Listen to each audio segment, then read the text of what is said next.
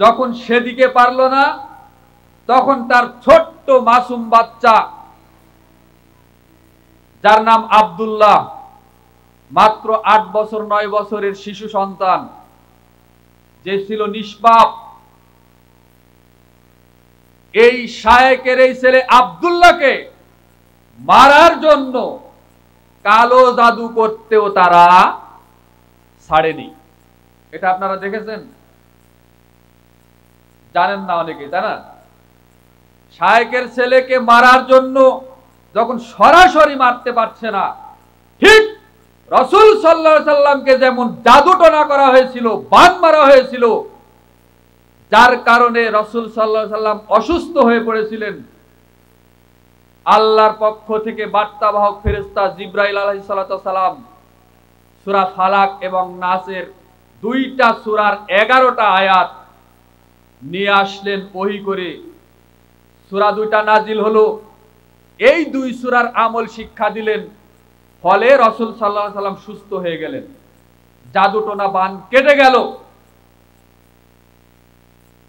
আজকের যুগেও 1500 বছর পরে হলেও হকের ঝান্ডাবাহী একজন আলেমে দ্বীন, বিদগ্ধ আলেম, তার সাথে যখন কুরআন সুন্নাহর দলিলে পেরে উঠছে না, তখন তার পরিবারে তার ছেলেকে জাদুটনা করে, কালো জাদু করে মারার জন্য ওত পেতেছে। নাউজুবিল্লাহ বললেন না? আমরা আল্লাহর কাছে দোয়া করি, আল্লাহ, তারা কৌশল অবলম্বন করেছে, তুমিও উত্তম কৌশল অবলম্বনকারী, তুমি শায়েকের পরিবারকে তোমার গায়েবী মদদ দ্বারা হেফাজত করে নাও। আমরা সবাই বলি আমিন। তার স্ত্রী সন্তানকে, আহাল পরিবারকে তুমি বারাকা দান করো। আমরা সবাই বলি আল্লাহুম্মা আমিন। আর যারা এই কালো জাদু করেছে, এই কালো জাদু করেছে, জাদুটোনা বান মেরেছে, তাদের কানে যদি এই আওয়াজ যায় বা বক্তব্য যদি তারা দেখেন, কে বা কারা করেছেন, যারা করেছেন তারা অবশ্যই ভালো জানেন। আমি প্রথমত এই সম্মেলন থেকে আল্লাহর কাছে তাদের জন্য হেদায়েত চাইবো, আল্লাহ যেন তাদেরকে হেদায়েত দান করেন। আর যদি তাদের হেদায়েত যদি তাদের কপালে না থাকে, তাদের তকদিরে যদি হেদায়েত না থাকে, তাহলে লানাতুল্লাহ, আল্লাহ যেন তাদের উপরে লানত বর্ষণ করেন। আমরা সবাই বলি আমিন।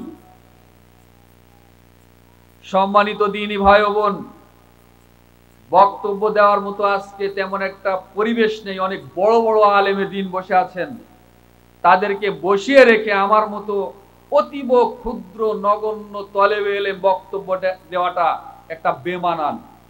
তারপরেও সময় যখন আমাকে দেওয়া হয়েছে, দু একটা কথা না বললেই নয়।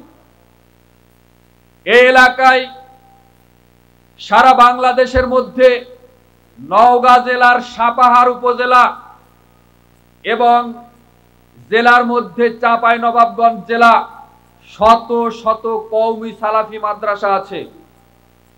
এখানে একটা বড় মাদ্রাসা আছে কলমুডাঙ্গা, তার পাশে রয়েছে আরেকটা আলাদিপুর। ঠিক এই গ্রামেরই কৃতি সন্তান, যিনি ভারতের দেওবন্দ থেকে ফারেক হয়ে এসেছেন, যার কথা এতক্ষণ বললাম, মুখলেসুর রহমান বিন আরশাদ মাদানী হাফেজাহুল্লাহ। তারপরেও বাংলাদেশেরও পড়ালেখা শেষ করেছেন, মদিনা ইসলামী বিশ্ববিদ্যালয়ের মতো জায়গা থেকে ডিগ্রি অর্জন করে তিনি বাংলাদেশে দারুস সুন্নাহ সালাফিয়া বালক শাখা রাজশাহী, দারুস সুন্নাহ সালাফিয়া মহিলা মাদ্রাসা আপনাদের সাপাহারে দিঘিরহাট বাজার, তারপরে এই জায়গায় যেখানে আজকে সম্মেলন হচ্ছে দারুস সুন্নাহ সালাফিয়া আপনার এই ট্যাংরাকুড়ি, এই বালক শাখা আপনারা দৃশ্যমান দেখতে পাচ্ছেন। তার খেদমত, তার পরিশ্রম, তিনি জাতির সামনে শত শত হাজার হাজার দক্ষ সুদক্ষ যোগ্য আলেমে দ্বীন উপহার দেওয়ার একটা কারখানা তিনি খুলেছেন, বলুন আলহামদুলিল্লাহ। আপনার সন্তানকে কলমুডাঙ্গা মাদ্রাসায় পড়াচ্ছেন, পড়ান, কোনো সমস্যা নেই। আলাদিপুরে পড়াচ্ছেন, পড়ান, কোনো সমস্যা নেই। কিন্তু দারুস সুন্নাহ সালাফিয়া আপনাদের এলাকায় করা হয়েছে। আপনার সন্তানকে এই মাদ্রাসায় দিয়ে একজন বিজ্ঞ দক্ষ আলেম, যিনি হবে শাইখ মুখলেসুর রহমান বিন আরশাদ মাদানির মতো বিখ্যাত বাহাদির, মুনাদির এবং সিংহের মতো গর্জন দিয়ে ওহির বিধান জাতির সামনে তুলে ধরবে। বলেন, এর দরকার আছে না নাই? আপনাদের সন্তানকে এই মাদ্রাসায় পড়াবেন তো ইনশাআল্লাহ? আল্লাহ যেন কবুল করেন আপনাদের সন্তানকে, আমরা সবাই বলি আমিন। একটা কথা না বললেই নয়, আজকে জেনারেল শিক্ষিত ছেলেমেয়েরা প্রকাশ্য নাচ গান, জেনা, ব্যভিচার, ইয়াবা, মদ, জুয়া, নেশায় আক্রান্ত, ড্রাগসে আক্রান্ত। কলেজ বিশ্ববিদ্যালয়ের মেয়েদের মধ্যে 35% অর্থাৎ 35% মেয়েরা বিড়ি, সিগারেট, ধূমপান, গাঁজা, হেরোইন, ফেন্সিডিলে আক্রান্ত। তারা নিজের জন্মদাতা পিতামাতাকে সম্মান করে না। তারা বড়দেরকে সালাম দিতে হয় কিভাবে জানে না। যদি বাবা মা, আত্মীয় স্বজন, নিকটতম কেউ মারা যায়, 5 ওয়াক্ত সালাত তো আদায় করেই না, জানাজার সালাত কিভাবে আদায় করতে হয় সেটা তারা জানে না। এই রকম ঘুণে ধরা সমাজকে, এরকম সেই তৎকালীন সময়ের জাহেলি আরব সমাজ আবারও 1500 বছর পরে একেবারে জাহেলিয়াতের অন্ধকারে আচ্ছন্ন হয়ে আছে। আষ্টে পৃষ্ঠে সব জায়গাতে আঁকড়ে ধরে আছে জাহেলি সমাজ। ধর্মের নামে, দ্বীনের নামে, রাজনীতির নামে, বিদ্যার নামে সব কিছুতে জাহেলিয়াতের ছড়াছড়ি সয়লাভ হয়ে গেছে। এই ঘুণে ধরা সমাজকে পরিবর্তন করতে হলে, এই পথ ভোলা মানুষকে দ্বীনের আলোয় আলোকিত করতে হলে এই রকম মাদ্রাসায় পড়ানোর বিকল্প একটা রাস্তাও খোলা নাই।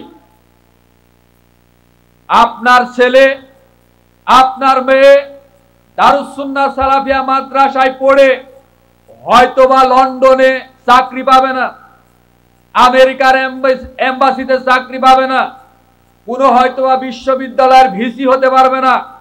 অন্তত এটা আমরা চ্যালেঞ্জ দিয়ে তাকওয়ার সাথে, ইখলাসের সাথে বলতে পারি।